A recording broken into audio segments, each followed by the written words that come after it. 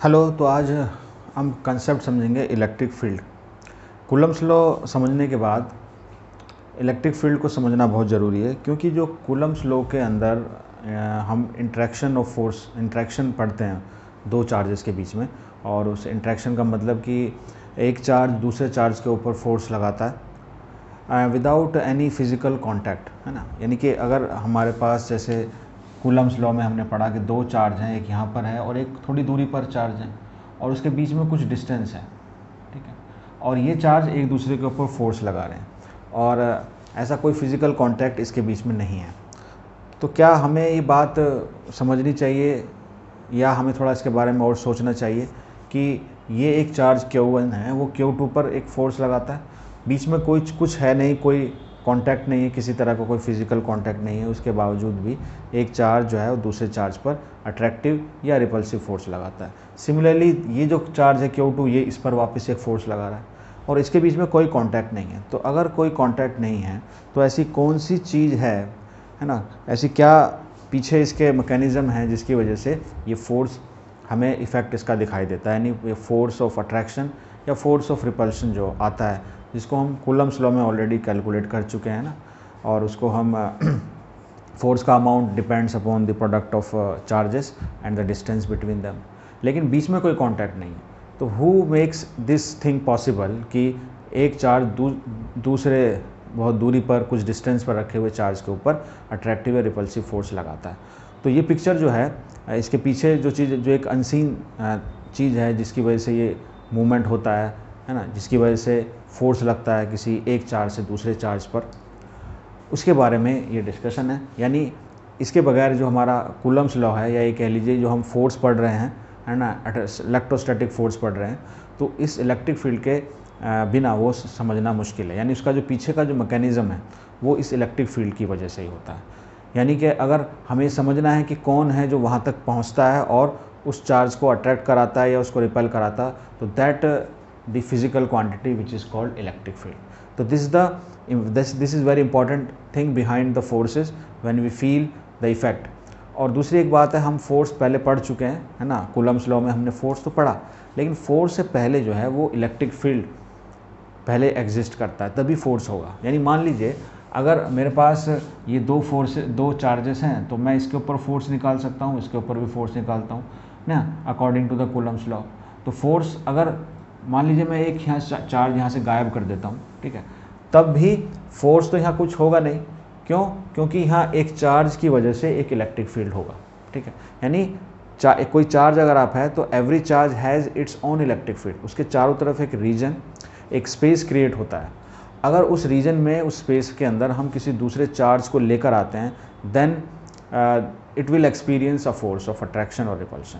लेकिन अगर दूसरा चार्ज नहीं है तो वहाँ पर इलेक्ट्रिक फील्ड होगा, दैट इज़ मस्ट। यानी हर चार्ज की अपनी एक इलेक्ट्रिक फील्ड होती है। तो वो जो चीज़ है जो किसी एक चार्ज दूसरे चार्ज को अट्रैक्ट या रिपल कराता है, that is the thing, that is the physical quantity which is called electric field. और वो इलेक्ट्रिक फील्ड जो होती है वो हमें दिखाई नहीं देती, दैट इज़ अनसीन, हम उसको विजिबल नहीं है ना, लेकिन हमें उसको समझना है, उसके इफ़ेक्ट को पढ़ना है। तो उसका इफ़ेक्ट जो है वो किसी चार्ज के ऊपर एज ए फोर्स की शक्ल में हमें नज़र आता है, ठीक है। तो अगर यहाँ पर एक चार्ज है Q1 और इसके चारों तरफ एक रीजन क्रिएट होता है, उस रीजन को हम कहते हैं इलेक्ट्रिक फील्ड। यानी फील्ड का मतलब ही होता है एक रीजन, एक स्पेस। तो सिंपल सी लैंग्वेज में आप इसको समझ सकते हैं। और यहाँ से आपकी जो पीछे अगर आपने इसको सोचने की कोशिश की होगी कि फोर्स लग रहा है विदाउट एनी फिजिकल कांटेक्ट, तो वो बात भी आपको यहाँ क्लियर हो जाएगी। तो हम सिंपल लैंग्वेज में इसको इस तरह से आप समझ सकते हैं, the space around any charge in which another charge experience its effect significantly. यानी दूसरा फोर्स, दूसरे चार्ज के ऊपर जो फोर्स लगेगी ना, उसी से हमें पता चलेगा कि यहाँ पहले से यहाँ कोई चार्ज अवेलेबल है, कोई चार्ज ऑलरेडी है, जिसकी वजह से इसके ऊपर एक फ़ोर्स हमें दिखाई या महसूस हो रही है, या हम उसके इफ़ेक्ट्स को देख पाते हैं, ठीक है।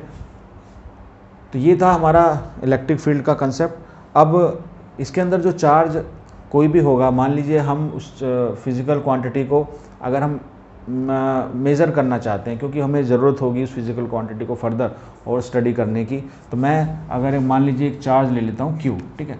अगर मेरे पास Q चार्ज है तो इलेक्ट्रिक फील्ड तो होगा इसके चारों तरफ।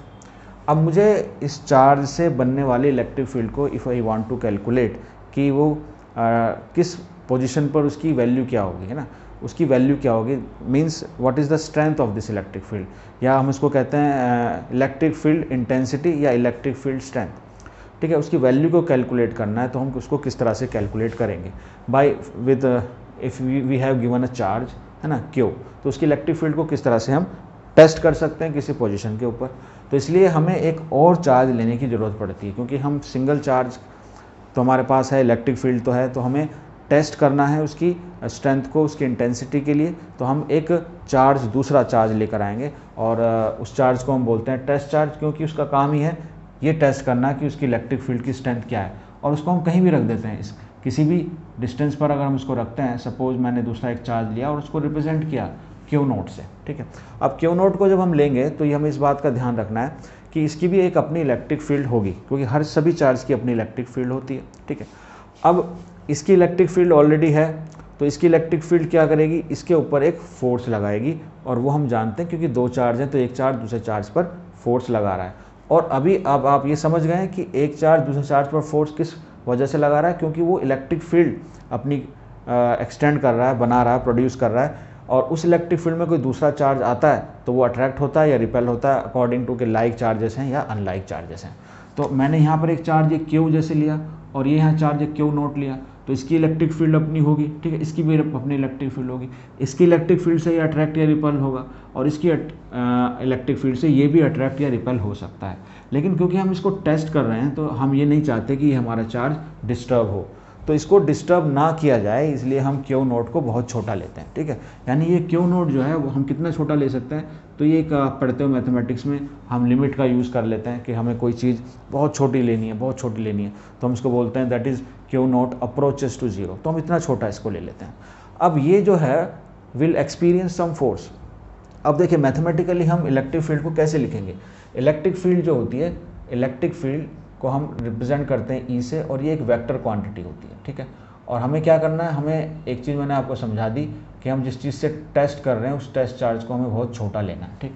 अब जितनी ये एक्सपीरियंस करेगा फोर्स, है ना, तो force experienced per unit positive charge, ये हमने चार्ज लिया है, एक यूनिट चार्ज है, पॉजिटिव चार्ज है, और ये जितनी फोर्स एक्सपीरियंस करेगा उसी को हम बोलते हैं इलेक्ट्रिक फील्ड, है ना, टू दिस पॉइंट, क्योंकि इसकी जो इलेक्ट्रिक फील्ड होगी वो इसके नज़दीक में तो उसकी जो वैल्यू होगी वो ज़्यादा होगी, लेकिन जैसे जैसे हम इस चार्ज से दूर चले जाएंगे उसकी वैल्यू कम होती चली जाएगी।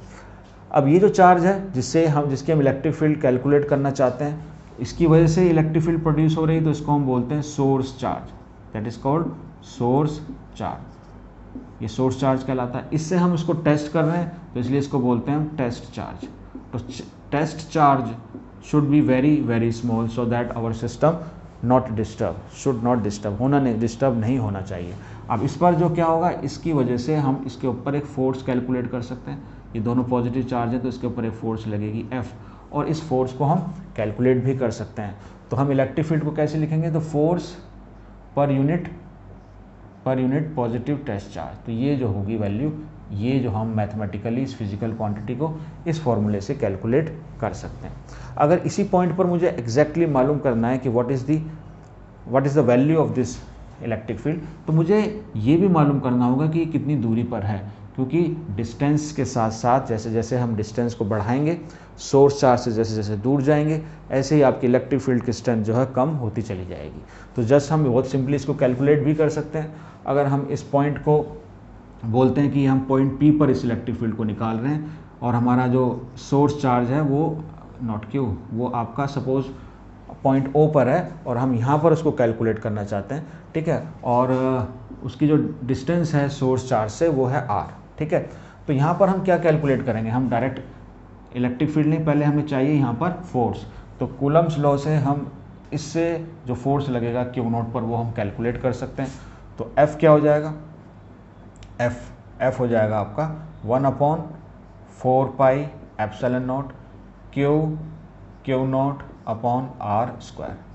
अब आप F की वैल्यू इसके अंदर रख सकते हैं, ठीक है, यानी F divide by Q not. तो F divide by Q not क्या हो जाएगा, यहाँ से Q हट जाएगा, लिमिट आप लगाएंगे क्योंकि Q नॉट हट ही जाएगा तो उसका कोई फ़ायदा नहीं, तो सिंपली आपका जो इलेक्ट्रिक फील्ड आ जाएगा यहाँ से, है ना, at that point P, okay, at that point P वो आ जाएगा 1/4 pi epsilon not Q is a source charge and it a distance from the source charge, है ना, उस पॉइंट की जहाँ पर हम इलेक्ट्रिक फील्ड निकाल रहे हैं।